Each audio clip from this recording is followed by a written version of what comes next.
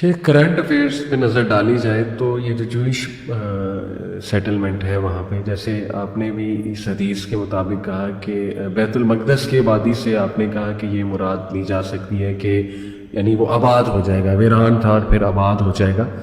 تو اس سے یہ بھی اخذ کیا جا سکتا ہے کہ اس کا مطلب کہ وہاں پہ جو ابھی زائنسٹ قبضہ ہے، ہم جوئش اس لیے نہیں کہتے کیونکہ جیوز بھی آپ کو پتہ ہے کچھ ان میں ڈفرینٹ لوگ ہیں، تو یہ زائنزم کی پوری ایک زائنسٹ بالکل صحیح. تو زائنسٹ جو ایک قبضہ ہے وہ پھر ختم ہو جائے گا وہاں پہ، یہ اس سے اخذ کیا نہیں. میں تو اس کو نہیں کہتا، آبادی سے مراد یہ ہرگز نہیں ہے. یعنی بیت المقدس کی آبادی سے یہ ہرگز مراد نہیں ہے کہ وہاں قبضہ مسلمانوں کا ہو جائے گا. اچھا، بل وہ قبضہ کسی کا بھی ہو، ایک پرامن علاقہ بن جائے گا، اور وہاں پہ جو کیوس ہے، جو ابتری ہے، جو افراتفری ہے، جو جنگ کی صورتحال ہے، ختم ہو جائے گی. اچھا، اس سے یہی مراد ہے. البتہ قبضہ کس کا ہوگا یہ اس سے پتہ نہیں چلتا، لیکن اینڈ آف دا ڈے وہ جو آخری لڑائی ہونی ہے وہ چونکہ نبی کریم صلی اللہ علیہ وسلم نے کلیئرلی یہ بات فرمائی کہ وہ یہودیوں کے ساتھ ہونی ہے. شام کے اندر یہودیوں کے ساتھ آخری جنگ ہونی. صحیح. تو اس کا مطلب یہ ہے کہ جو قسطنطنیہ کے اوپر جو قبضہ ہوگا وہ عیسائیوں کا ہوگا، اور جو شام کے اوپر یا فلسطین کے اوپر جو قبضہ ہوگا وہ یہودیوں کا ہی ہوگا.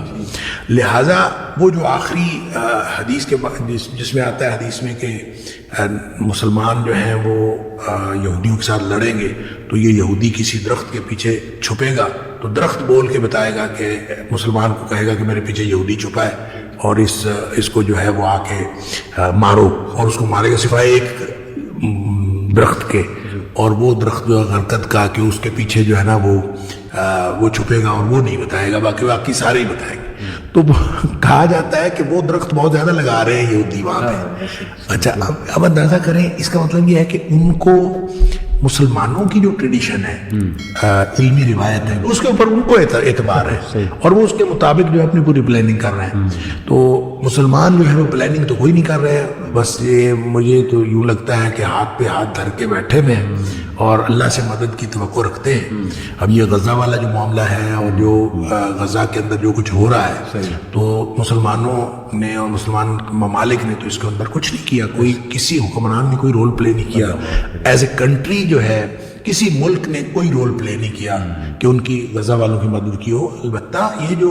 عوامی لیول پہ جو کہا جاتا ہے کہ ہم دعائیں کر رہے ہیں، یا احتجاجی ریلیاں ہیں، یا ان کے ساتھ جو اظہار یکجہتی کے مختلف طریقے ہیں، جو یہودیوں کی پروڈکٹس کا بائیکاٹ ہے، یہ ساری چیزیں عوامی لیول پہ ہوئی ہیں. لیکن گورنمنٹ کی سطح پہ 57 اسلامی ملکوں میں کسی نے بھی یہ نہیں کہا کہ ہم جو ہے وہ ایسا کریں گے ایسا کریں گے، جبکہ اسرائیل کی مدد کرنے والوں نے پوری بے باکی کے ساتھ مدد کی ہے. بالکل. تو چاہیے تو یہ تھا کہ اس موقع پر مسلمان جو ہیں وہ پوری طرح کھل کے ان کی مدد کرتے. اور مجھے یوں لگتا ہے واللہ عالم، مسلمانوں میں سے کوئی ملک اگر یہودیوں کو یہ پتا ہوتا، اسرائیل کو اگر یہ پتا ہوتا کہ مسلمانوں کا کوئی ملک ہمارے مقابلے میں آگے کھڑا ہو سکتا ہے، مطلب پاکستان کے بارے میں ان کو پتا ہوتا کہ پاکستان ہمارے مقابلے میں غزہ والوں کی مدد کے لیے کھڑا ہو سکتا ہے اور جنگ کے لیے آ سکتا ہے، اور پاکستان ایک ایٹمی طاقت ہے، اگر ان کو پتا ہوتا تو کبھی یہ حرکت نہ کرتے. ان کو پتا ہے کوئی ان کی مدد کو نہیں آئے گا، لہٰذا انہوں نے چن کے جو ہے وہ ان کا قتل عام کیا ہے. اور اتنا بڑا قتل عام دیکھیں کہ وہ یہ میں اس کو جنگ ہرگز نہیں کہتا، یہ جنگ نہیں ہے، یہ جینوسائیڈ ہے، یہ قتل عام. تو اس طرح جب مسلمانوں نے وہاں مدد نہیں کی تو اس کا مطلب یہ ہے کہ مسلمان تو ہاتھ پہ ہاتھ دھر رکھ کے بیٹھے ہوئے ہیں کہ کوئی اللہ کی طرف سے مدد آئے گی، کوئی معاملات ہوں گے، ہم دعائیں کر لیتے ہیں زیادہ سے زیادہ. تو اصل معاملہ یہ ہے کہ جو جنگیں ہوں گی، جنگیں تو بھائی لڑنی پڑے گی. جو خروج الملحمہ ہے تو جنگیں ہوں گی، تو ایک جو پوری دنیا میں جس کو ورلڈ وار 3 کہہ لیں یا جو بھی اس کا نام رکھیں، تو وہ تو جنگیں لڑنی پڑیں گی. جب آپ لڑیں گے جنگیں تو اس کے نتیجے میں فتح ہوگی. تو اس کا مطلب ہے اس سے پہلے قسطنطنیہ جو ہے وہ عیسائیوں کے قبضے میں جا چکا ہوگا. وہ آدھا گویا ایک طرف جو ہے یہودی اور ایک طرف عیسائی. اس کے بعد جو جنگیں ہوں گی، ان جنگوں کے نتیجے میں جا کے جب یہ جو امام مہدی کا ظہور ہوگا، پھر ان کی جنگیں ہوں گی، پھر ان جنگوں کے نتیجے میں مسلمان جو ہے قسطنطنیہ کو بھی فتح کر لیں گے. اور پھر اس کے بعد جو ہے وہ دمشق کے اندر جو حضرت عیسیٰ علیہ السلام کا ظہور ہے وہ بھی اسی دمشق کی جو جامع مسجد ہے اس کا ذکر آتا ہے کہ جامع مسجد میں وہ ان کا جو نزول ہوگا، پھر حضرت عیسیٰ علیہ السلام جو ہے وہ مسلمانوں کے امیر کے پیچھے نماز پڑھیں گے اور اس کے بعد جو ہے وہ حضرت عیسیٰ علیہ السلام ان کی قیادت کریں گے اور اس قیادت میں پھر وہ دجال کو قتل کریں گے اور ایک دفعہ پورا جو ہر طرف مسلمانوں کا جو ہے دورہ ہو جائے گا، لیکن اس پر صرف 7 سال گزریں گے۔ اچھا، حدیث میں آتا ہے 7 سال۔ ٹھیک ہے، 7 سال کا وقت ہے۔ اب یہ 7 سال جب کہا جاتا ہے تو میں نے پہلے بھی بات کی ہے، یہ تمثیلی انداز میں ہو سکتا ہے، یہ ضروری نہیں ہے کہ حقیقی ہو، حقیقی بھی ہو سکتا ہے، کیونکہ دجال کے بارے میں آتا ہے کہ وہ زمین پر 40 رہے گا۔ اب یہ 40 دن ہے، ٹھیک ہے، یہ 40 سال ہے، یہ 40 کتنا ہے؟ ٹھیک ہے، 40 دن رہے گا۔ بعض نے کہا ہے کہ پہلا دن جو ہے وہ 1 سال کے برابر ہوگا، دوسرا دن 1 مہینے کے برابر ہوگا، تیسرا دن 1 ہفتے کے برابر ہوگا اور باقی دن جو ہے وہ عام دنوں کے برابر ہوں گے اور اتنا عرصہ وہ رہے گا۔ بہرحال یہ بھی ساری چیزیں تمثیلی انداز میں ہو سکتی ہیں کہ نبی کریم صلی اللہ علیہ وسلم فرمایا کہ دجال 40 دن رہے گا، کتنا عرصہ رہے گا واللہ اعلم۔ اور پھر اس کے بعد 7 سال کی بات ہے، تو ان 40 دنوں کے مقابلے میں یہ 7 سال 40 دن کے مقابلے تو 7 سال بہت بڑی مدت ہوتی ہے، لیکن یہ کیا کمپیریزن ہے واللہ اعلم۔ اور اس کے نتیجے میں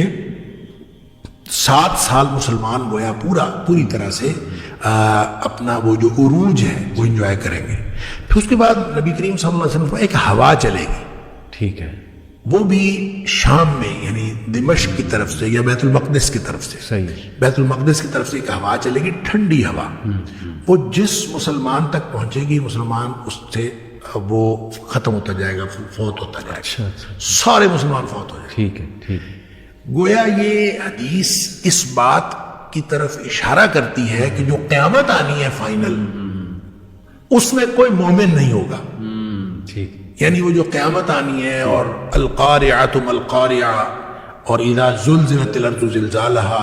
وہ جو انتہائی خوفناک ماحول ہے،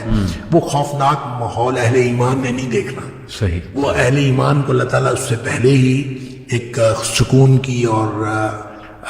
یعنی سکون کی نیند کہہ لیں یا سکون کی موت جو ہے وہ اللہ تعالیٰ عطا فرما دے گا، اور یہ سب لوگ اللہ کے پاس پہنچ جائیں گے، اور اس کے بعد جو قیامت برپا ہوگی وہ گویا ان لوگوں پر برپا ہوگی جو اہل ایمان نہیں۔